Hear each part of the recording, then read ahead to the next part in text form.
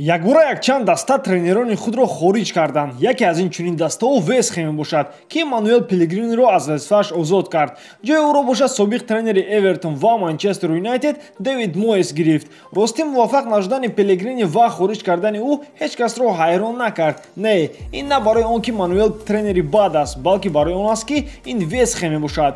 Ин даста ҳамавақт мушкилӣ дорад. Чӣ қадаре ки маблағ сарф накунанд, кадом тренере ки роҳбарӣ накунад, натиҷа бетағйир мемонад. Ба ҳар ҳол мушкили даста ин аз дохил аст. Боз як дастаи дигар тренерашро хориҷ кард ва ин Монако аст. Мутаассифона бозгашти дуюмбораи Жардим бебарор анҷом ёфт ва маъмурияти Монако ба қарор омад ки ӯро хориҷ кунад. Даста аллакай номи тренери навро эълон кард. Ин собиқ тренери дастаи мунтахаби Испания Роберт Морено аст. Мутахассиси испанӣ бо Монако то соли 2022 шартнома баст. Умед дорем ки ӯ натиҷаи дастаро беҳтар мекунад. Хотиррасон мекунем ки айни ҳол Монако дар ҷадвали чемпионати Фаронса дар ҷои ҳафтум аст.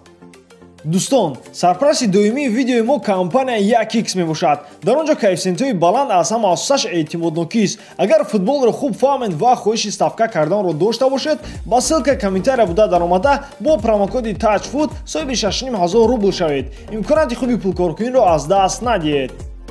Якчанд футболбозон метавонанд Манчестер Ситиро тарк кунанд. Дар ин бора нашрияти The Athletic хабар медиҳад. Номзади асосӣ барои тарки даста Габриэл Жезус мебошад. Ҳамчунин Бенжамин Менди ва Отаменди метавонанд аз Сити раванд. Тренер ва маъмурияти Ман Сити мехоҳад ҳайатро каме тағйир диҳанд ва бозингароне ки дар боло қайд кардем ба нақшаи онҳо намедароянд. Оиди Менди ва Отаменди ягон савол нест. Бозингари фаронсавӣ фақат ҷароҳат мебардорад ва ин ба ӯ иҷозат намедиҳад ки маҳораташро нишон диҳад. Отаменди бошад умуман мавқеашро дар состав аз даст додааст. Агар оиди Жезус гӯям, ҳодиса каме мушкил аст. Габриэл хело маҳорати хуб дорад, аммо ҳақиқат ин аст ки ӯ ҳамеша дар пушти Серхио Агуеро аст ва ҳамлагари аргентинӣ дастаро тарк кардаи нест ва дар ҳолати хуб қарор дорад. Хубтар мешуд агар Жезусро ба иҷора медоданд ва баъдан бармегардонданд. Аммо савол ин аст ки оё ин чиз ба футболбоз маъқул мешавад ё ин ки не. Хулоса, вазъият вазнин аст. Сити намехоҳад чунин футболбозро аз даст диҳад. Аз тарафи дигар ӯро бефоида дар даста доштаниам нест ва ҳоло ки ӯро бо нархи қимат фурӯхтан мумкин аст, даста бояд дар ин бора фикр кунад. Карлос Аления бошад ба Бетис ба иҷора рафт. Тибқи шартнома Бетис ӯро баъдан харидан наметавонад. Бинобар ин рафтани Аления танҳо барои гирифтани таҷриба аст. Барои ӯ ин чиз хело зарур аст. Карлос яке аз бомаҳораттарини нимҳиматгари ҷавони Барса ба ҳисоб мерафт. Аммо бо омадани Де Йонг ва Артур ӯ то дараҷаи мавқеашро дар даста аз даст дод ва дар курсии эҳтиётӣ нишаста буд. Гузаштан ба Бетис ҳам ба фоидаи бозингар ва ҳам ба фоидаи ҳардуи даставо мебошад.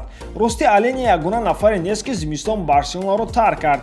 Видал низ барои гузаштан ба Интер хело наздик аст. Дастаи италиявӣ аллакай ҷузъҳои шартномаи шахсии худро бо Видал маслиҳат кардааст. Дар 2 сезон Артуро 16 миллион евро маош ба даст меорад. Реал Мадрид Погбаро аз назари худ дур кард ва ба пӯзашиники Наполи Фабиан Руиз нишона гирифт. Ҳафбеки испанӣ бозиёяш бо Погба монанд аст. Инро ҳатто тренери Реал Зинедин Зидан қайд кард. Ба ғайр аз ин Руиз якчанд сезон пай ҳам мешавад ки дар уровни баланд бозӣ нишон медиҳад ва нархи ками ӯ дар бозори трансферӣ Реалро ба худ ҷалб мекунад. Худ футболбоз зид нест ки ба Мадрид равад, барои он ки ин сезон Наполи беҳад безеб бозӣ дорад ва дар ҷадвали холҳо дар 8-ум ҷо қарор гирифтааст. Нигоҳ накарда ба ки сезони гузашта барои Скудето бо Ювентус рақобат мебурд. Ба хотир мерасонем ки пешакӣ Сомонов Фабианро бо якчанд дастаҳои британӣ пайваст мекарданд. Дар рақобати бозингар иштирок доштанд Манчестер Юнайтед ва Ливерпул. Расман ҳамлагари РБ Залцбург Эрлинг Холланд ба Боруссия Дортмунд гузашт. Дастаи немисӣ барои трансфери Холланд 20 миллион евро пардохт кард. Ҳамин тавр Залцбург боз 10 миллион евро дигар бонус мегирад агар футболбоз дар Дортмунд хуб ҳунарнамоӣ кунад. Футболбози норвегӣ бо Замбурон 1 январ пайваст мешавад. Ба хотир мерасонем ки Холланд яке аз кушодашавии ин сезон шуд. Дар 6 бозии гурӯҳии Лига Чемпионҳо бозингари 19-сола 8 гол задааст. Дӯстон, шумо чӣ фикр доред? Оё Холланд интихоби дуруст кард ё ин ки не? Ҳатман дар комментария нависед. Ба ҳамин видео имрӯза тамом. Бо шумо буд Муҳаммад Гаиров. Хай, дар паноҳи Аллоҳ.